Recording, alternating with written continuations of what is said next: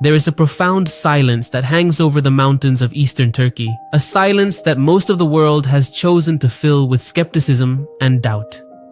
For centuries, the story of Noah's Ark has been relegated to the realm of Sunday school fables and nursery rhymes, a cute tale of a floating zoo meant to entertain children. But what if the Bible is not a book of myths, but a record of absolute physical reality?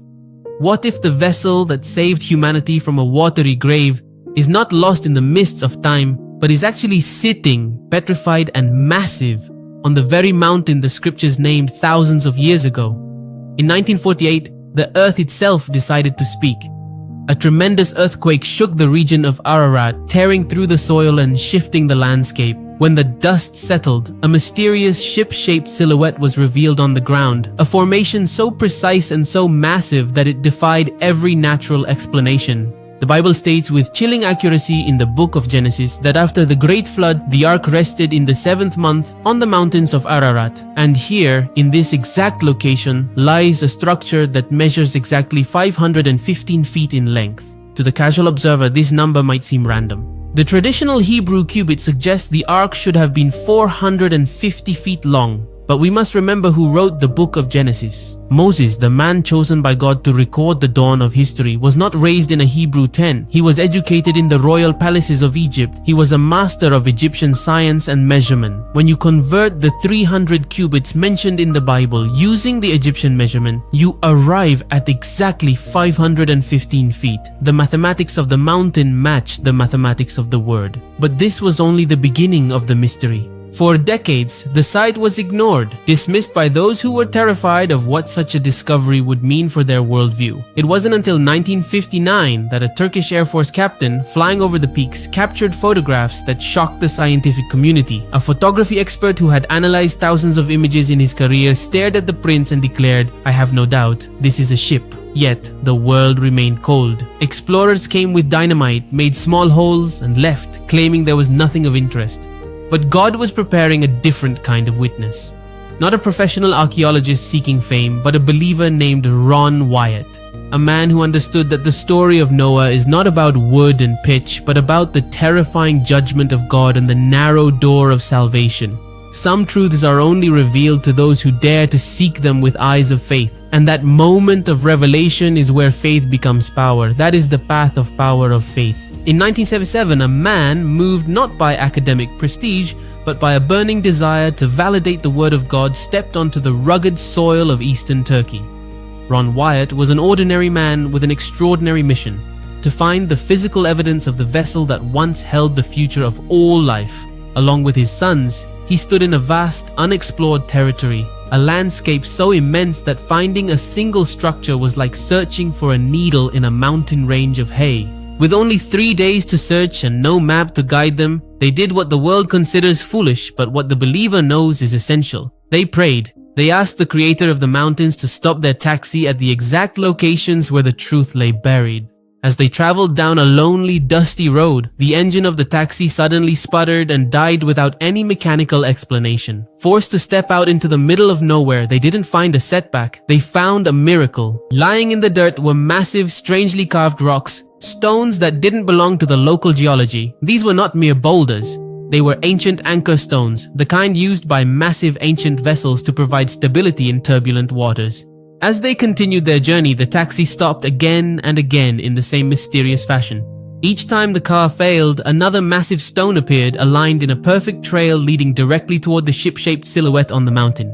It was as if the ark, as it ran aground thousands of years ago, had dropped its weights one by one, leaving a breadcrumb trail for those with the faith to follow it. These anchor stones were carved with mysterious crosses, likely placed there by early Christians who had made pilgrimages to the site centuries before, knowing exactly what these stones represented. The skeptics claimed these were just local monuments, but the sheer weight and the specific holes drilled through the top spoke of a maritime technology that vanished with the pre-flood world. This was the first physical evidence that this was not a natural rock formation, but a man-made craft of gargantuan proportions. God was literally stopping their vehicle to point his finger at the evidence, but the earth was not done giving up its secrets. 2 years later, in 1979, another powerful earthquake struck the region. This time, the shaking was so precise that it caused the earth to fall away from the sides of the structure, revealing what appeared to be the petrified vertical ribs of a ship's hull. The earthquake acted like a divine archaeologist's brush, cleaning the site and exposing the walls of the vessel for the world to see. Ron Wyatt returned, now armed with more than just prayer. He brought the tools of modern science to probe the depths of the mountain. What he was about to discover beneath the surface would shatter the confidence of every scoffer and silence the tongues of the critics. The search for the Ark was no longer a hobby. It was a confrontation with the reality of God's judgment. With the walls of the vessel now exposed by the hand of God through the shaking of the earth, Ron Wyatt and his team prepared to look where no human eye had peered for over 4 millennia. They were no longer looking at a mere silhouette on a hill. They were standing on a structure that defied every geological law of the region. To prove this was a ship and not a rock, they turned to the invisible power of molecular frequency generators and ground-penetrating radar. As they swept the equipment across the length of the formation, a chillingly precise pattern began to emerge. The detectors didn't find random mineral deposits, they found a grid. A massive, intentional network of iron lines running through the earth, outlining the internal skeletal structure of a gargantuan vessel. The resulting shape was a perfect match for the dimensions of the Ark recorded in the ancient Hebrew scrolls. But the radar revealed something even more staggering. As the pulses of energy bounced back from beneath the petrified wood, they mapped out 3 distinct levels, 3 decks stacked one upon the other, exactly as God had instructed Noah in the 6th chapter of Genesis. Make lower, second, and third decks in it. The scans showed the upper 2 decks had partially collapsed under the weight of thousands of years of earth and stone, but the lower levels remained remarkably intact. The radar revealed a labyrinth of internal structures, a total of 144 separate rooms. This wasn't a hollow shell, it was a sophisticated multi-level sanctuary designed to house thousands of distinct animal species, separated by stalls and pens to prevent predation and ensure the survival of the world's biology. The team found evidence of ramps connecting the floors, cisterns near the bow for freshwater storage, and deep cavities that served as waste management systems, an essential requirement for maintaining a healthy environment during the long, dark months of the deluge. But it was the metal that truly silenced the critics. Using 4 different types of specialized metal detectors, Wyatt's team located thousands of metal rivets, massive mushroom-headed bolts used to hold the heavy timbers together against the violent, world-shaking currents of the flood. When these rivets were taken to a laboratory and subjected to chemical analysis, the results sent shockwaves through the scientific community. They were not made of simple, crude iron. They were composed of a sophisticated alloy including aluminum and titanium, metals that do not occur in a pure, usable form in nature. They must be manufactured. According to the mainstream historical narrative, humanity shouldn't have possessed the technology to create such alloys for thousands of years after the time of Noah. Yet here they were, embedded in the petrified wood of a mountaintop ship. It confirms the biblical hint in Genesis that before the flood, men like Tubal-Cain were already forgers of all instruments of bronze and iron. The pre-flood world was not a primitive Stone Age society. It was a technologically advanced civilization that had turned its brilliance toward wickedness, leading to its ultimate destruction. The rivets found on Ararat are the silent witnesses of a world that grew so arrogant in its own power that it forgot the one who gave them breath. Every time the metal detector shrieked, it was a testimony that the Bible is not a book of fairy tales, but a history of a real world with real technology and a real God who judges the heart. As Ron Wyatt dug deeper into the site, working alongside Turkish authorities, he recovered a piece of the structure that would become the smoking gun of the entire investigation. It was a section of petrified deck timber, 3 layers of wood laminated together with a sophisticated organic glue, a technique designed to withstand the immense pressures of a global cataclysm. When this wood was subjected to carbon analysis, the results were staggering. It showed extremely high levels of organic carbon, confirming that this was once living, breathing timber from a massive tree, now turned to stone by the passage of eons and the unique chemical environment of the mountain. Ron Wyatt took this evidence to the world. He appeared on major news networks, including CNN, holding the petrified wood and showing the radar scans to millions of viewers. He presented the rivets, the deck timber, and the laboratory reports.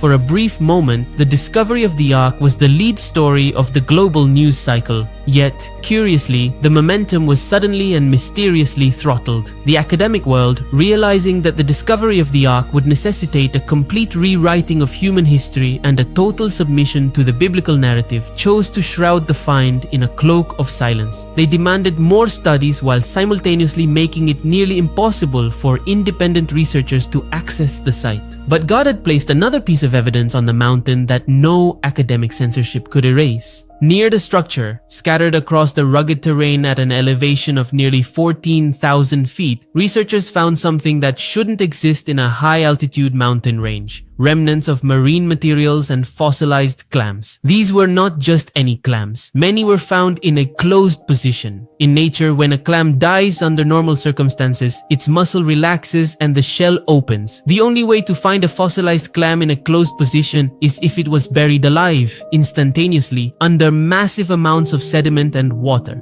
To find millions of these closed, fossilized clams at the top of a mountain range in Turkey is a physical testimony to a sudden, violent, and global aquatic catastrophe. It is a signature of the deluge written in the stone of the earth. The mountains of Ararat are a graveyard of a world that was drowned, a silent monument to the day the fountains of the great deep were broken up and the windows of heaven were opened. The evidence was so overwhelming that the Turkish government, after conducting its own internal military and scientific surveys, officially recognized the site. They didn't just call it a unique geological formation, they declared it a national park and officially named it Nuhun Gemisi, Noah's Ark. They built a visitor center and placed signs pointing the way to the vessel. The secular world may ignore it and the skeptics may mock it, but the very earth beneath their feet is crying out. The Ark has been found, the measurements match, the metallurgy is proven, and the biological remains of the sea are scattered on the mountain peaks. The question is no longer, where is the Ark? The question is, why is the world so afraid to acknowledge that it is there? As we stand on the precipice of this discovery, we must look beyond the petrified wood and the ancient iron rivets to the most chillingly significant part of the entire vessel: the door. The Bible tells us that after Noah, his family, and the animals entered the ark, God himself did something that no human hand could undo. Genesis 7 verse 16 says, "And the Lord shut him in." For decades, Noah had preached to a world lost in corruption, pleading with them to turn back to the Creator. He was mocked, labeled a fanatic, and ridiculed as he built a ship in a land that had never seen rain. But on the day the fountains of the deep broke open, the mocking stopped. The world rushed toward the ark, desperate to enter, but the door was sealed by the hand of the Almighty. The time of grace had ended, and the time of judgment had begun. This is the terrifying parallel for our own generation. Jesus Christ made a sobering prediction about the days we are living in right now. He said, "As it was in the days of Noah, so it will be at the coming of the Son of Man." Just like in Noah's time, the world today is preoccupied with buying, selling, and building, completely oblivious to the spiritual storm clouds gathering on the horizon. We have technological marvels, the internet, and the ability to peer into the depths of space, yet we are spiritually blind to the fact that the door is once again beginning to close. The discovery of the Ark on the mountains of Ararat is not just an archaeological curiosity, it is a divine signpost. It is a physical testimony that God's word is true, His judgments are real, and His promises of rescue are unshakable. The ark had only one door, and the Bible reveals that today there is only one door to escape the coming judgment of fire. Jesus declared, "I am the door. If anyone enters through me, he will be saved." We are living in the final moments of the age of grace. The petrified remains of the ark are being revealed now because God is giving this generation one last chance to look at the evidence and believe. The events narrated in the scriptures did not happen in a fantasy land. They happened in real places, recorded in real time, and they are about to culminate in a real return of the King. You do not need to wait for the next earthquake to know that the Bible is true. The evidence is written in the mountains, in the stars, and in the very depths of your soul. Do not be like the mockers in the days of Noah who waited until the first drop of rain to believe the warning. Make peace with your Creator today. Enter through the door while it is still open. The storm is coming, but the rescue is ready. This is the truth that changes everything. This is power of faith.